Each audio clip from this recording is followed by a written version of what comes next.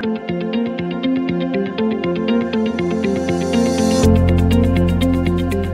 and welcome to my virtual office. My name is Renata Bernardi. I am the host of the Job Hunting Podcast, and I also run live career coaching sessions every week. If you're listening to this, you're about to listen to one of these live coaching sessions, so welcome. If you're keen to participate live, you can join me on my Facebook page. That's where I run them every Thursday, 12 p.m. Australian Eastern Standard Time. But if that's not a good time for you, it doesn't matter. They are recorded and then I post them on my Facebook page, on my website, on YouTube, on LinkedIn.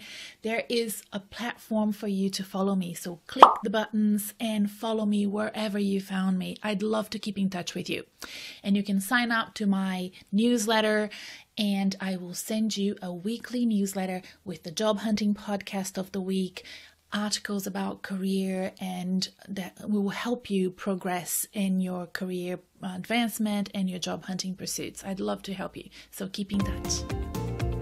Kelly saying leave my phone. Great, we can start. Hello everyone. For those of you who will be listening to the recording later on, my name is Renata Bernardi. I am a career coach. I have a website where I do virtual sessions all around the world. I have an online course for job hunters, and I'm here on Facebook, LinkedIn, YouTube, Instagram. This is being filmed on Instagram. This is being filmed on Facebook. I'm basically everywhere so that you can easily find me if you are a job hunter, you're in between jobs and you're looking for guidance, or if you're just a career enthusiast and you want to plan your career and your future and make sure that you are on track and in the right direction for you.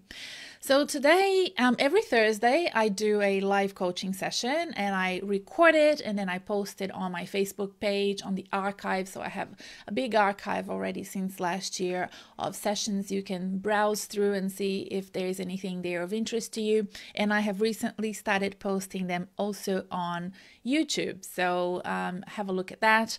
Everything is, of course, archived on my website together with the Job Hunting Podcast episodes. And this week, the Job Hunting Podcast episode guest was my friend Sandy Hutchinson. And Sandy and I both are passionate about supporting professionals that are in between jobs and looking for work. Sandy has a marketplace solution that supports large organizations in Australia and the Asia Pacific when they are going through restructures and making employees redundant. And the marketplace solution is very empowering for professionals because it leaves them the opportunity, gives them the opportunity to decide how they want to use the benefit that employers give their employees that have been made redundant, and they can choose what they want to do with that benefit. So they are given a certain amount of money to spend on that platform, and they can do financial advice, they can do business coaching, they can do career coaching, they can revamp their resume with the help of a professional. There's several different types of service providers that they can choose from, instead of going into a run-of-the-mill outplacement solution that's more traditional and just has like the one sort of recipe fits all for every person going through that program. It may not be ideal for a lot of people depending on their age and what they're trying to achieve after they leave the organization. So I really like that idea. That idea came from a lot of experience that Sandy has had with outplacement. I have had a lot of experience with outplacement as well. I've only went through outplacement once, but I hired outplacement for previous employers of mine, for previous projects, and I think that there are wonderful solutions out there, and of course there's a whole bunch of outplacement solutions that people can choose from, but I think that Sandy really hit the mark on how to empower employees to make choices. But it also made it very clear. So if you're interested in that podcast, please have a look on the Job Hunting podcast. It's available on iTunes, it's available on Spotify, YouTube, and on my website and on Google Podcasts. So listen to that episode where we discuss redundancies in 2020 and how the scale and the magnitude of it has changed, the way that we move forward, really, in terms of bringing those professionals back into the job market in future months and years. So we discussed that, and I really encourage you to have a listen because of Sandy's expertise and her, her area. That's her area, that's her thing. But it also made it very clear that both Sandy and I are passionate about helping professionals in the corporate sector go back into the workforce and have great careers, but we both decided to have our own businesses. And I've been keen to address this because many of my clients often we workshop this idea, and twice I've supported clients that have just decided to very recently decided to go on a business path. It wasn't a decision that I have made together with a client. Usually I'm helping clients out of their business back into the workforce. That's usually more common for me as a coach or as a consultant. So I have a consultancy. It's called Pantala. If you go to my LinkedIn account, you'll see I have helped small businesses as they start, as they kickstart, and help them develop their strategies. Usually I'm help them develop business development strategies. But with clients, especially when they're made redundant and they receive somewhat of a package where they can make decisions about weathering out this unemployment and waiting until the next job comes up, or investing that money into developing their own business, that's a discussion. That's a fair enough discussion to have. So I wanted to have a discussion here with you today in the time that we have available. It will be a quick one. It won't be one that's tailored to specific situations, but it's just what's in my head and I want to convey to you today. It is a completely different environment, 2020, than any other environment. So I am going to give my advice today with that in mind. I would strongly recommend clients of mine to be very conservative in opening up their own business at the moment. I haven't yet seen, and please correct me if I'm wrong, or correct me if in other countries, because my podcast is, and I have followers in different countries, and it could be different. But the countries that I'm following, and specifically Australia, it is to apply for the incentives for small businesses that we have at the moment. It's always comparing your revenue and your cash flow now versus last year. And that would only apply then, so to get into any types of grants, opportunity, incentives. In Australia, we have the job keepers for, directors of companies or sole traders and whatnot. You would only be able to get into those incentives if you already have a business. There isn't any sort of incentive for you right now to open up a business, and you wouldn't be part of any of those incentives available for businesses, small businesses, to withstand the quarantine, the lockdown, and so on. So that is, in my view, problematic because there is very little in terms of market out there. I mean, you would find that there are unicorns and, people that would probably find a very specific niche.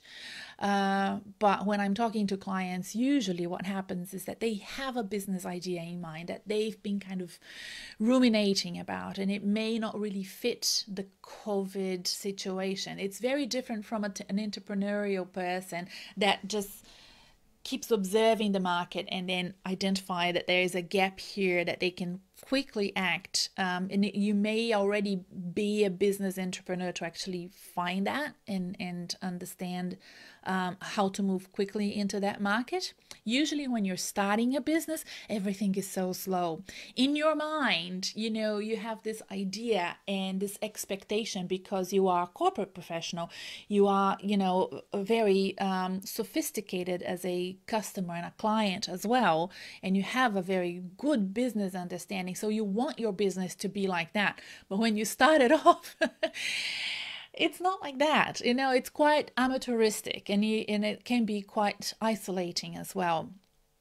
So this is another reason why I think it may be better to wait a few months to understand how the market is going to sort of crystallize again post this crisis that we're going, and then you might find, if there is a market for what you're trying to develop.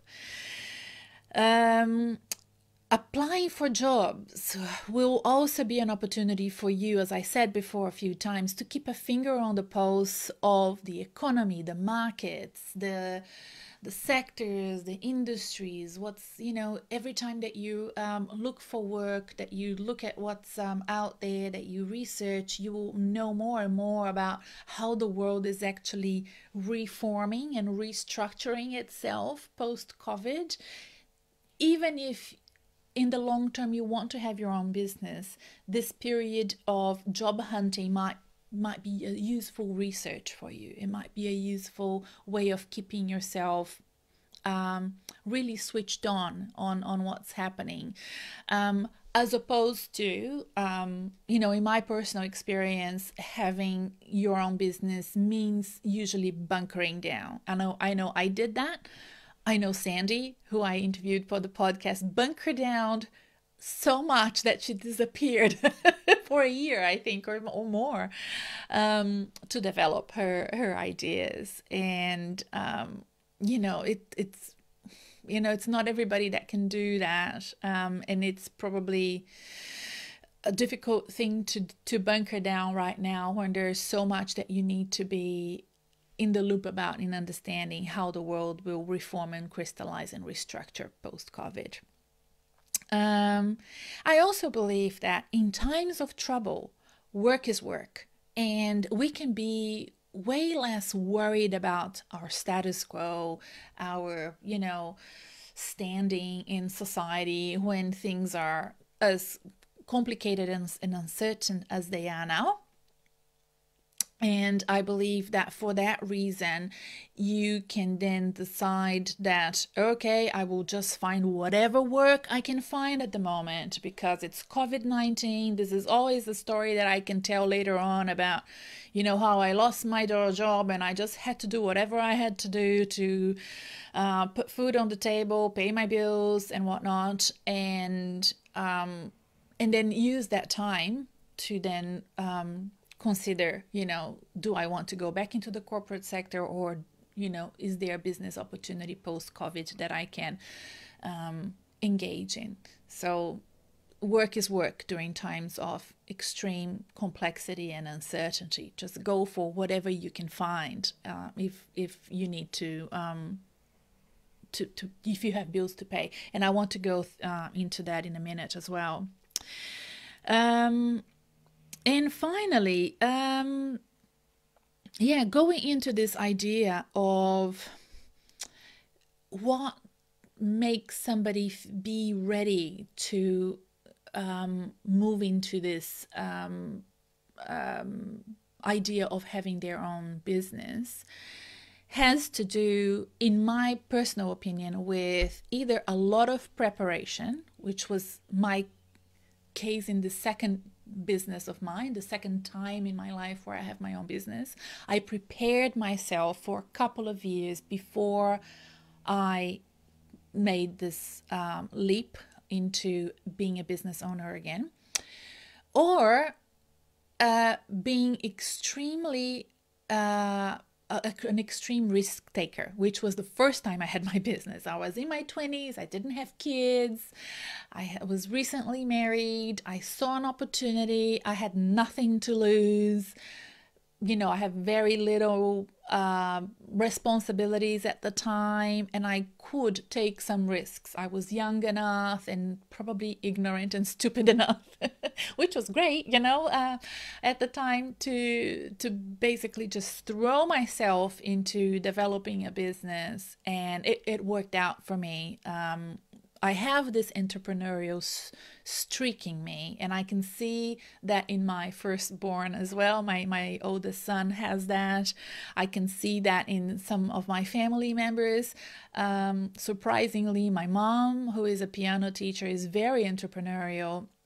And her brother is very entrepreneurial, and his son, and I can see some, you know, of my that is part of the DNA. And if you look into, if you have family members and you can kind of have a little bit of a time to observe them, you might find that they are like you, and you can kind of capture that to see if you would feel comfortable doing it, because it is a trait in my view. You can develop it, you can skill yourself and train yourself to become more entrepreneurial, or you can sort of lower it down, which I did for about 20 years. So I was very entrepreneurial most of my youth and early adulthood, and then when I moved to Australia, that was basically my last big entrepreneurial project, was to move to Australia.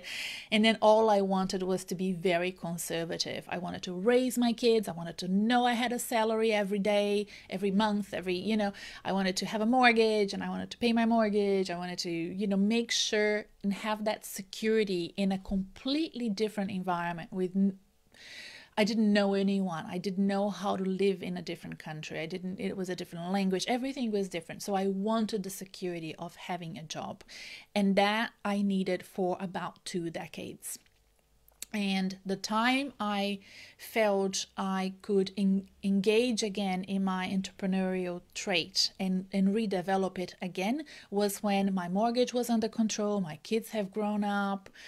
I knew the country well, I had a good network, I had a good idea, I knew there was a market, and then I started planning to go back into my origins of being entrepreneurial.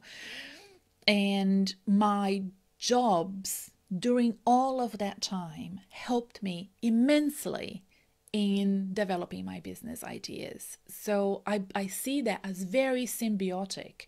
So I don't think that there is an antagonistic approach between having a business and being in the corporate sector. I think that they feed from each other, they help each other, and that's how I believe people should understand it as well. In fact, I've did a live coaching very early on, late last year, where I say, if you have been out of the corporate sector because you've had a business and you're not happy anymore with that lifestyle, go back into the corporate sector. It's never too late, and you can definitely build your capabilities and your experience and transfer them back into the corporate sector. And I certainly would love to help you, as I've helped other clients before.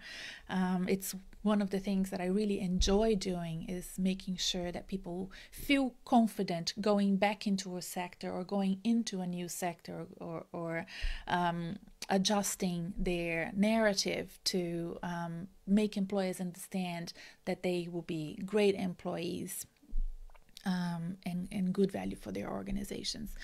So I think that you can move between those two realms very, very well. So in summary, let me just sum it up here, because I think this is kind of where I want to end today. If you have been made redundant during COVID-19 and you have a business idea and you've been ruminating and kind of simmering it for years and you can't wait, it might be very hard for you to let go. But I want you to understand and reflect, do you have total confidence that you can withstand this storm and be without income for 12 months, for 24 months, which is normal even without COVID, right? So people need to understand it takes 2-3 years for a business to feel really established. It's not overnight. It's not 2 months, 3 months, 6 months. It's not. It takes a while. The ones that can do that in a short period of time, they're called unicorns. It's very, very hard, and you have to put a lot of effort into it. Do you have a runway then that can help you withstand that? Because you may not be able to access, like I said, all of the incentives that government has for small business owners at the moment. You probably have the time, so that's, tick, because we're all in quarantine and you probably lost your job. But do you have the market? Is there a market out there for you? Is the service or the product that you're willing to sell? Will it be something that you believe is still sellable or sellable in the next 3 to 4 months? You have to really be watching closely how the markets are transforming and restructuring. And do you have the patience, like I said, to withstand, and the willingness to learn above and beyond your strengths? So it may be that you want to open a business because you have this big strengths, you're very good at something, or you have this perfect product that you want to put into the market, but you have to learn all of this satellite stuff that is not sexy or exciting for you, but basically you will have to figure it out to have this holistic, complex business plan and operations going, right? So think about that versus what is the job hunting at the moment during COVID-19 is being extremely, extremely resilient and having the ability to bounce back after a lot of no's, after not hearing back, after not finding any jobs for weeks on end. It will be hard for many, many professionals out there to go back into the workforce. And this is why in Australia and other countries we have government incentives to support you. And this is why also in previous life coaching sessions, I've really asked people to reflect on their budgets, their savings, their, what they can do to stretch out as much as they can so that they can withstand this and find a good job for them. So you need to have that resilience, and I even call it anti-fragility. I mean, I don't call it, it's a term now, but it's really not even bouncing back. You don't have time for that. You need to be really strong in yourself. And the reason why you would continue to go into that was because of what I said before about my personal experience. You have bills to pay. You need that security of having an income every month. And there is light at the end of this tunnel, guys. We will go back into the sort of new normal, and we will find jobs and opportunities for many of us. It may not be perfect. I never promise anything perfect. It may not be your dream job. I never even promise dream jobs to anyone, as you know well. But I do promise is the stepping stones kind of idea. So we here in this channel, in my philosophy and my framework, we look all the way out into the future, where you want to end in your career, what you want to achieve. And then we build the stepping stones for you to achieve that, right? So that's how I work with my clients. What COVID-19 has done is possibly just stretched out a little bit the long-term plans. But if you're working on a long-term plan like we do in my framework, which is 30 years, 40 years ahead of you, this COVID-19 period will be smaller when you're planning that far ahead. But that's really the recipe for a successful career, a successful life, and a successful future is for you to think about your finances, your personal experiences, your personal development, your profession, and your career that far ahead, so that you know what the next steps for you are. You're way more focused and more crystal clear on, more confident about where you want to head. So I will love you and leave you. It's been just under 30 minutes. As you know, after I do 30 minutes on my public Facebook page and now on Instagram, I take a sip of water and I take a break, and after 5 to 10 minutes I hop into my private Facebook group. You can find it on my page. It's the only group that I have at the moment, and I hop in there and I answer a couple of questions that I received over the course of the week, and I address a few market intelligence issues, and I give that group a bit more of my time, and I give them more of what I call, competitive advantage. Why? Because they took the time to join the group, and it's a private group. They help each other, they help one another, and they support one another, and that's why I'm there for them as well. So if you want to join the group and find me there for another 10 to 15 minutes, I will see you in a bit. Thanks for joining this week. Don't forget to follow the page if you're on Facebook. Don't forget to follow my Instagram if you found this live, and I will really love to see you when I have another live coaching session next week. Ciao for now. Have a good week. I hope you enjoyed the content this week. Remember, there is more content out there. Just find me and listen to the Job Hunting Podcast as well. I have one episode every week, and there has been quite a lot of great content and great interviews in the past few weeks. So I hope that you enjoy that as well. Don't forget to subscribe to my newsletter and to follow me wherever you found this video. I'd love to keep in touch with you. Ciao for now.